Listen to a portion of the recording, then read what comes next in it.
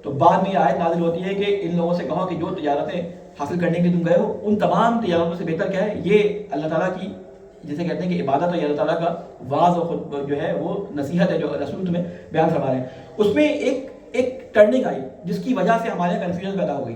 اس میں turning mood یہ آیا کہ جب رسول اکرم صلی اللہ علیہ وسلم کے بعد اسلام کے اندر ڈویژن ہوئے، اور ڈویژن ہونے کے بعد ہمارے ائمہ علیہ السلام کو سائڈ میں کر دیا گیا، اور وہ منصب جو ائمہ علیہ السلام سے منسوب تھا، جس پہ بیٹھنے کا اور جس پہ کھڑے ہونے کا حق ائمہ علیہ السلام کو تھا، وہ اس وقت کے ظالم حکمرانوں کو چلا گیا. کیونکہ جمعے کے لیے ضروری ہے کہ آپ کے پاس حکومت ہو، کیونکہ جمعے میں جو بات آپ بیان کریں اتھارٹی آپ کے پاس ہونی چاہیے کہ وہ بات آپ اپلائی بھی کر سکیں، آپ اس کو جو ہے لوگوں سے کروا سکیں اس کام کو. تو یہ حق تھا کس کا؟ حاکم وقت کا یا امام وقت کا. جب ہمارے اماموں کو سائڈ میں کر دیا گیا اور جو حاکم اس وقت تھے وہ ظالم حاکم تھے، وہ غلط باتوں کو پروپیگیٹ کرنے لگے، تو اس زمانے میں جمعے کے لیے لوگوں کو کہا گیا کہ تم اگر ایوائڈ بھی کرو اس میں تو تمہارے لیے جانا ضروری نہیں ہے. کیوں؟ اس لیے کہ وہ غلط چیزوں کا بیان وہاں پہ کر رہے تھے.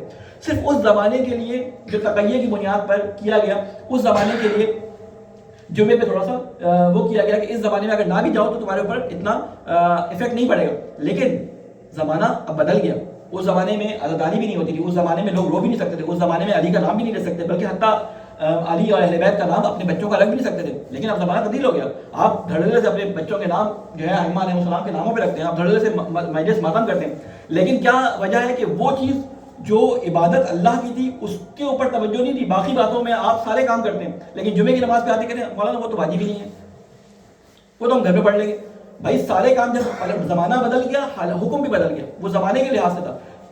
کوشش یہی ہونی چاہیے کہ جمعے کا خطبہ بیان کرنے والا اتھارٹی رکھتا ہو، اس کے پاس اتنی اتھارٹی ہو کہ جس بات کو بیان کرے اس بات کو اس کا امپلیمنٹ بھی کر سکے. لیکن بہرحال یہ ایک ایسا ٹاپک ہے کہ اس پہ جتنا بھی بولا جائے مسلسل اس پہ اعتراضات بھی آتے ہیں، اور مسلسل اس پہ جو ہے وہ لوگوں کو جسے کہتے ہیں کہ مختلف قسم کے فیڈ بیک مختلف جگہوں سے ملتے رہتے ہیں. اس لیے اس عقیدے کو آج تک پکا نہیں کیا جا سکا، کیونکہ فتاوی بھی اس طرح کے موجود ہیں کہ جس کی وجہ سے جو ہے وہ لوگ متذبذب ہو جاتے ہیں. تو میں ہمیشہ یہ کہتا ہوں کہ فتویٰ جو ہے وہ واجبات کے بارے میں جو آتا ہے وہ اس کے عمل کے طریقے کے بارے میں آتا ہے کہ کس طرح سے عمل کو انجام دینا ہے. یہ فتویٰ آ کے بتاتا نہیں ہے کہ یہ کام کرنا ہے نہیں کرنا. اللہ نے حکم دیا، فتویٰ یہ آ کے کبھی بھی نہیں کہے گا یہ کام نہیں کرو. فتویٰ آگے یہ کہے گا کہ یہ کام کس طرح کرو. فتویٰ آگے کبھی بھی آپ کو اس کی ریسٹرکشن نہیں لگائے گا. وہ حلال و حرام میں اضافہ نہیں کرے گا. وہ حلال و حرام کو انجام دینے یا نہ انجام دینے کے بارے میں بتائے گا.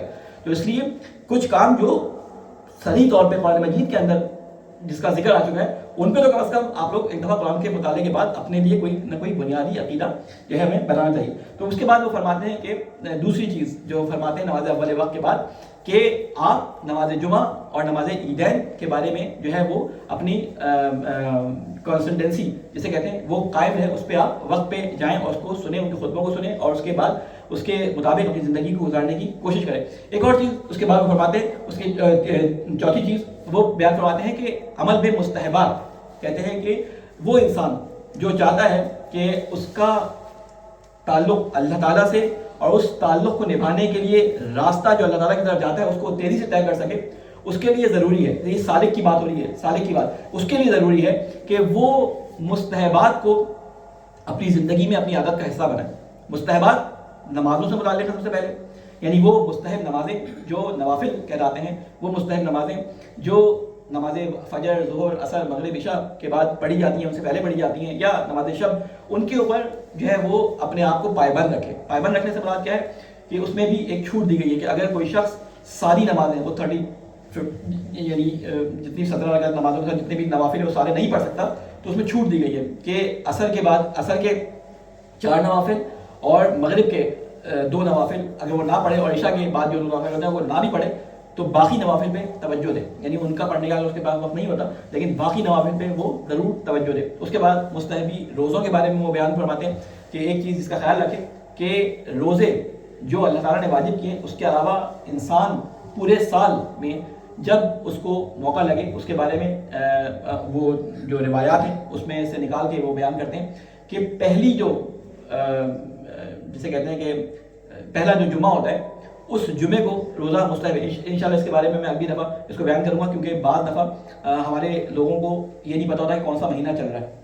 یہ پتا ہوتا ہے جنوری، فروری، مارچ، لیکن یہ نہیں پتا ہوتا کہ جمادی الاول چل رہا ہے، جمادی الثانی چل رہا ہے، یا رجب چل رہا ہے، یا شعبان چل رہا ہے. اس کی وجہ کیا ہے؟ اس کا معلوم ہونے کا جو ایک انسان اللہ تعالیٰ کی طرف سفر کرنا چاہتا ہے اس کو اسلامی مہینوں کا اس لیے علم ہونا چاہیے کہ جو اسلامی مہینوں میں جو پہلا مہینہ عبادات کے لحاظ سے علماء بیان کرتے ہیں، ویسے تو محرم پہلا مہینہ ہے لیکن عبادات کے لحاظ سے پہلا مہینہ جو بیان کرتے ہیں وہ کون سا بیان کرتے ہیں؟ اسی کے ساتھ رجب۔ اس کی وجہ کیا ہے؟ رجب کہتے ہیں کہ سالکین اور عارفین کی بہار کا مہینہ ہے۔ اس مہینے سے بہت سارے اعمال ہیں جو اس مہینے سے شروع ہوتے ہیں، جیسے محرم شروع ہوتا ہے اس کا ایک سال کا شروع ہے، لیکن عبادات کی شروع کا جو مہینہ ہے وہ رجب کو قرار دیا گیا ہے۔ اس لیے آپ دعائیں اگر مفاتیح الجنان اٹھا کے دیکھیں تو رجب کے اعمال سے وہ شروع کرتے ہیں، اور اس میں بھی بیان کرتے ہیں کہ رجب کے اندر کیا فرض ہے، کیا مستحب ہے، کیا کیا چیزیں آپ کے لیے ضروری ہیں جو ایک سالک کو انجام دینی چاہیے۔ اللہ تعالیٰ سے یہ دعا کرتے ہیں اللہ تجھے واسطہ محمد والے محمد کا ہمیں اس راستے پر کہ جس راستے کو تیرے لیے آسان کر کے علماء نے بیان کیا، اس راستے پہ چلنے کی ہم سب کو توفیق عطا فرما۔ اے اللہ تجھے واسطہ محمد والے محمد کا ہماری گناہ کبیرہ اور صغیرہ کو معاف فرما۔ اے اللہ تجھے واسطہ محمد والے محمد کا ہمارے جو بزرگان اس دنیا سے جا چکے ان کی قبروں پر اپنی رحمت نازل فرما۔ اے اللہ تجھے واسطہ محمد والے محمد کا ہمارے علماء کرام جو محنت کر کے اپنا خون جگر لگا کے ہمارے لیے علم کو آسان کر کے بیان کرتے ہیں، اس علم سے استفادہ کرنے کی ہم سب کو توفیق عطا فرما۔ اے اللہ حب محمد والے محمد کو ہمارے دلوں میں، ہمارے بچوں کے دلوں میں راسخ فرما۔ اے اللہ تجھے واسطہ محمد والے محمد کا ہم سے جو کوتاہیاں ہو گئی ہیں ان سے درگزر فرما۔ اے اللہ ان کا جبران کرنے کی ہم سب کو توفیق عطا فرما۔ اے اللہ اپنی نمازوں کے اندر، اپنے مستحبات کے اندر تیری طرف توجہ کرنے کی ہم سب کو توفیق عطا فرما۔ اے اللہ ہمارے امام کی حفاظت فرما، ہمیں ان کے ناصر اعوان میں شامل فرما۔ ربنا تقبل منا انک انت السمیع العلیم۔ بسم اللہ الرحمن الرحیم۔ انا اعطیناک الکوثر فصل لربک وانحر ان شانئک هو الابتر۔ اللهم صل على محمد وآل محمد، اللهم صل على محمد وآل محمد، اللهم صل على محمد وآل محمد۔ اعوذ باللہ من الشیطان اللعین الرجیم۔ بسم اللہ الرحمن الرحیم۔ الحمد للہ رب العالمین، والصلاة والسلام على سيدنا ونبينا وحبيب قلوبنا أبي القاسم المصطفى محمد اللهم صل على محمد وعلى آله الأكرمين الأطهرين المنتجبين، سيما علي أمير المؤمنين والصديقة الطاهرة فاطمة الزهراء سيدة النساء العالمين، والحسن والحسين سيدي شباب أهل الجنة، وعلي بن الحسين ومحمد بن علي وجعفر بن محمد وموسى بن جعفر، وعلي بن موسى ومحمد بن علي، وعلي بن محمد والحسن بن علي والخلف القائم المهدي، حججك على عبادك وأمنائك في البلادك۔ صلوات محمد وعلى محمد۔ اللهم صل على محمد وآل سب سے پہلے اپنے آپ کو اور تمام مومنات اور سننے والوں کو تقوی الہی کی وصیت اور تقوی الہی کی نصیحت کرتا ہوں۔ اللہ تعالیٰ سے یہ دعا کرتا ہوں کہ اللہ تعالیٰ اس تقوی کے حصول میں جو جو کام ضروری ہیں ان کاموں کو کرنے کی ہم سب کو توفیق عطا فرمائے۔ یہ جو ہفتہ ہمارا آگے درپیش ہے اس میں ایک روایت کے مطابق بی بی سیدہ کی جو ہے وہ شہادت کا دن ہے۔ میں نے پہلے بیان کیا تھا کہ تاریخوں میں اختلاف کی وجہ کیا ہے، اور اس اختلاف کو لے کر دو تاریخیں ہمارے یہاں منائی جاتی ہیں۔ ویسے تو اور بھی تاریخیں ہیں لیکن یہ دو تاریخیں زیادہ مشہور ہیں کہ جن کو ہمارے یہاں منعقد کر کے مجالس جو ہے وہ برپا کی جاتی ہیں۔ ایک چیز اس حوالے سے بیان کرنا چاہوں گا جامع فاطمیہ کے حوالے سے، کیونکہ یہ کوئی نصیحت نہیں ہے، یہ کوئی حدیث نہیں ہے، کوئی روایت نہیں ہے، یہ ایک تجزیہ بیان کر رہا ہوں۔ اور تجزیہ کہاں سے بیان کر رہا ہوں؟ ان چیزوں کے بنیاد پہ بیان کر رہا ہوں کہ جو ہم خود مجالس کے اندر سنتے رہتے ہیں۔ ہم کسی بھی چیز کو جب کسی دین کا حصہ بناتے ہیں تو اس کے لیے ضروری ہے کہ اس کے پیچھے کوئی بہت ٹھوس دلیل ہو کہ دینی عنوان سے اس چیز کو جو ہے وہ انجام دیا جائے۔ ہمارے استاد تھے، انہوں نے بڑی اچھی ایک تحریر لکھی ہے، اس کو خلاصتاً آپ کے سامنے بیان کر رہا ہوں۔ ہو سکتا ہے کہ میں اس بات سے آپ میں سے اکثر لوگوں کو اختلاف بھی ہو، بعض لوگ اس کو پسند بھی کریں، لیکن اس پہ سوچیے گا۔ میں بھی سوچ رہا ہوں، میں نے کیونکہ ان سے گفتگو کی تھی اس بارے میں تو انہوں نے مجھے ایک تحریر لکھ کے دی، تو مجھے بہت پسند آئی۔ میں نے کہا کہ میں آپ لوگوں کے سامنے اس کو بیان کروں تاکہ آپ بھی سوچیں کہ کس حد تک یہ بات درست ہے اور ہماری عقل میں اور ہمارے ذہن میں اس سے کیا بات آتی ہے۔ کہتے ہیں کہ پہلی یہ ایسی ایام فاطمیہ کے بارے میں بات ہو رہی تھی، تو وہ فرماتے ہیں کہ پہلی اہم بات یہ کہ جو خاندان، افراد یا قومیں اپنے ماضی کے جھگڑوں میں الجھتی رہتی ہیں وہ ہمیشہ دست و گریبان رہتی ہیں اور کبھی بھی ترقی نہیں کر سکتی۔ تاریخ کے مطالعے کے لیے تاریخ کا مطالعہ اس لیے نہیں کیا جاتا کہ ماضی کے جھگڑوں کو یاد کر کے ہمیشہ آپس میں لڑتے رہیں۔ تاریخ اس لیے پڑھی جاتی ہے کہ ہمارے بزرگوں نے جو ایسی غلطیاں کی ہیں جو خاندان، ملک، ملت کے زوال اور کمزوریوں کا سبب بنی ہے، ہم ان کو نہ دہرائیں اور آگے کی طرف قدم بڑھائیں۔ دوسری اہم بات یہ کہ تاریخ ہر دور میں جھوٹ کا پلندہ رہی ہے۔ بہت ساری تاریخی روایات جو ہیں وہ ملوک کے تحت لکھی گئی ہیں، انہوں نے اپنی پسند کی تاریخ اس میں لکھوائی ہے۔ کسی دور میں بھی تاریخ میں سچ نہیں بولا، بہت کم سچ کو پانے کے لیے اس میں تحقیق کرنی پڑتی ہے، لیکن سچ میں یہ طاقت ہے کہ وہ اس جھوٹ کے دل میں اس طرح اتر جائے کہ وہ اپنے فریضے کو ادا کرتا رہے۔ سچ میں یہ طاقت ہی ہے، اس لیے کہ وہ جھوٹ تک سے پیار کرتا ہے۔ انبیاء علیہ السلام کی جانب سے بڑی خوبی یہ رہی ہے کہ وہ اپنے دشمنوں سے بھی پیار کرتے تھے اور عین حالت جنگ میں بھی ان کی ہدایت ہی کی کوشش میں لگے رہتے تھے۔ تیسری اہم بات جو حضرت زہرا سلام اللہ علیہا کے سلسلے میں ہے وہ یہ کہ انہوں نے تو وصیت یہ کی تھی کہ ان کی تکلیف کو لوگوں سے چھپایا جائے، حتیٰ کہ انہوں نے یہ بھی نہیں چاہا تھا کہ ان کی قبر کو کسی کے لیے معلوم ٹھہرایا جائے اور تاکہ یہ قصہ یہیں ختم ہو جائے۔ یہ زہرا کی وصیتوں میں آپ پڑھ چکے اور کئی دفعہ مجالس میں سنتے ہیں۔ وہ کہتے ہیں ہم لوگ یہ کیوں نہیں سوچتے کہ ہم ان کی وصیت کے خلاف کر کے ان کو کتنی اذیت دے رہے ہیں۔ امام علی علیہ السلام کی قبر بھی پوشیدہ تھی، آپ کو معلوم ہے کہ وہ پوشیدہ اگر ہم کہیں کہ اس زمانے میں خطرہ تھا تو اس کو بعد میں امام صادق علیہ السلام کے زمانے میں اس قبر کو اعلانیہ لوگوں کے لیے ظاہر کر دیا گیا کہ مولا علی علیہ السلام کی قبر کہاں پہ ہے۔ اگر حکمت ہوتی اس بات میں کہ بی بی زہرا سلام اللہ علیہا کی قبر کو ظاہر کیا جائے تو امام صادق یا امام رضا یا کسی بھی امام کے زمانے میں اس کو ظاہر کر دیا جاتا۔ اس زمانے میں وہ خطرہ موجود نہیں تھا جو ان کی شہادت کے بعد خطرہ موجود تھا، ٹھیک ہے۔ تو وہ امر جس کے بارے میں مولا علی علیہ السلام نے فرمایا تھا کہ بی بی فاطمہ نے یہ بات اپنی وصیت میں کی تھی کہ میرا جنازہ بہت تنہائی کے اندر لوگوں کو پتہ نہ چلے اس طرح سے اٹھانا ہے۔ خاص اشخاص کے بارے میں نہیں کہا تھا کہ فلاں شخص کو ان کے بارے میں یہ تھا کہ میرے جنازے میں شرکت نہ کریں، لیکن کہا تھا کہ تنہائی میں اٹھایا جائے، زیادہ لوگ اس میں موجود نہ ہوں۔ اسی لیے آپ کو مجالس میں مسائل میں یہ جملہ سننے کو ملتا ہے کہ مولا علی علیہ السلام نے جب بی بی سیدہ کے انتقال کی خبر پھیلی تھی تو مدینہ کے لوگ مولا علی علیہ السلام کے گھر کے باہر جمع ہو گئے، تو مولا حسن کو کہا تھا کہ جاؤ ان سے بولو کہ ہمارے اماں کے امر میں ابھی تاخیر ہے، ٹھیک ہے، اماں کے امر میں تاخیر ہے، یعنی کیا کہ ابھی فاطمہ کے بارے میں جو ہمیں فیصلہ کرنا ہے اس میں تاخیر ہے، یعنی یہ جھوٹ بھی نہیں تھا اور یہ بات لوگوں کے دل آزاری کا باعث بھی نہیں تھی۔ لوگوں کو کہا کہ اپنے گھروں میں چلے جائیں، اور پھر جب مدینہ کے لوگ سو گئے تو مولا علی علیہ السلام نے آستینیں چڑھائیں، آستینیں چڑھانے کے بعد مولا حسن کو کہا کہ جاؤ پانی لے کے، اور اسما اور جو ان کے ساتھ تھیں اور جو مختلف جو بھی آپ کو روایات ملتی ہیں کہا کہ ان کے غسل کا انتظام کیا، اور پھر اندھیرے میں مولا علی علیہ السلام نے جو ہے وہ بی فاطمہ کو دفنا دیا، اور صرف چند لوگوں میں، ان میں بعض نام ملتے ہیں، کوئی کہتا ہے مقداد، کوئی کہتا ہے سلمان، بعض نام ملتے ہیں کہ امام علی علیہ السلام نے امام حسن کو بھیجا کہ جاؤ فلاں کو بلا کے لے آؤ، یعنی ان لوگوں کو امام حسن علیہ السلام کے ذریعے امام علی نے بلوایا، ورنہ مدینے میں اور بھی لوگ موجود تھے، ایسا نہیں کمبر بھی تھے وہ بھی تھے، لیکن سب شامل نہیں ہوئے۔ کہتے ہیں 4 یا 5 لوگ جنازے میں شامل تھے، ٹھیک ہے نا، یہ آپ نے سب نے سنا ہے اور اس پہ ہم نے خوب رو کے پٹس بھی ہم نے مچائی اور بہت ہم نے گریہ کیا، لیکن ہم کیوں اس کو سوچتے نہیں ہیں؟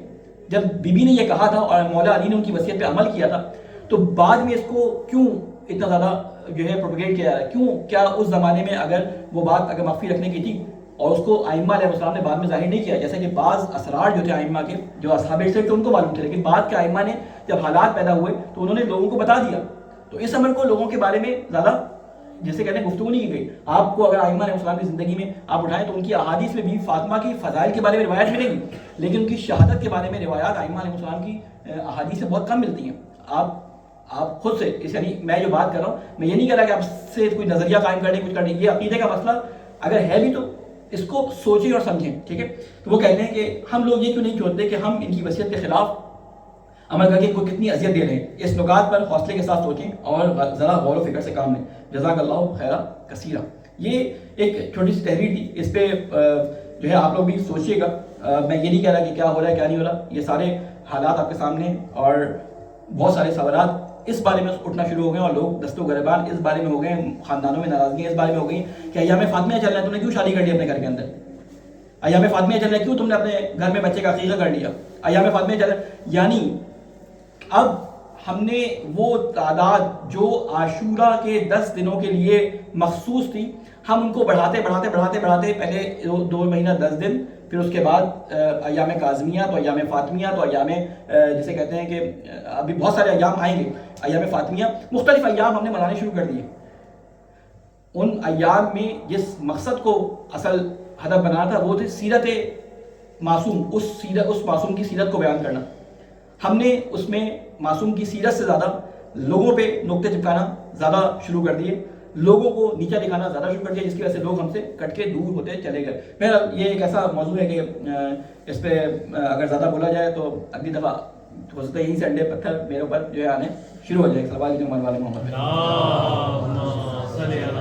بس میں ایک حدیث آپ کے سامنے بیان کروں گا جو بی بی فاطمہ سلام اللہ علیہ کے بارے میں ہمیں ملتی ہے. 2 کتابوں میں اس کو ذکر کیا گیا ہے. ایک علل الشرائع شیخ سلوک کی کتاب ہے. اس میں امام فرماتے ہیں کہ انما سمیت فاطمۃ لان الخلق یتفاطمون یوم القیامۃ عنہا، کہ فاطمہ اس لیے کہا گیا کہ قیامت کے دن مخلوق ان کے رتبے کو سمجھتے ہوئے حیران اور عاجز ہو جائے. بی فاطمہ کا مقام جو ہے وہ بہت زیادہ ہے. وقت کی دامن میں بہت گنجائش کم رہ گئی ہے. آپ لوگوں سے گزارش کی تھی کہ 12 بجے نماز کا ہمارا وقت ہے. اگر آپ 12 بجے آ جائیں تو ہم نماز کو شروع کر دیں، کیونکہ نماز 1:15 بجے شروع ہوئی ہے. تو میں کوشش کروں گا کہ اس روایت کے بعد انشاءاللہ جلد از جلد نماز کو شروع کروں.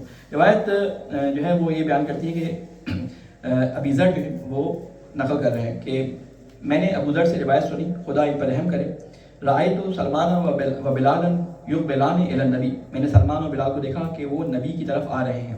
فاذا کب سلمان علی قدم رسول اللہ یقبلها، اچانک سلمان رسول کے قدموں پر جھک گئے اور ان کو بوسہ دیا. میں خلاصہ کر رہا ہوں، اس کو پورا نہیں پڑھا علی کا وطن. نبی نے اس کام سے انہیں منع کیا اور فرمایا کہ اے سلمان، میرے ساتھ وہ نہ کرو جو اجمی لوگ اپنے بادشاہوں کے ساتھ کرتے تھے.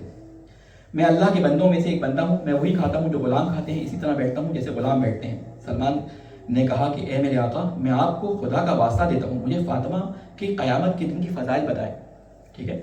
نبی خوش ہو کر مسکرائے، پھر فرمایا اس ذات کی قسم جس کے ہاتھ میں میری جان ہے، وہ فاطمہ وہ ہستی ہے جو قیامت کے میدان میں گزرے گی ایسی اونٹنی پر جس کا سر اللہ کے خوف سے پیدا کیا، جس کی آنکھیں اللہ کے نور سے بنی، جس کی لگام اللہ کی عظمت سے بنائی گئی، جس کی گردن اللہ کے جمال سے بنائی گئی، جس کے کوہان اللہ کی رضا سے ہیں.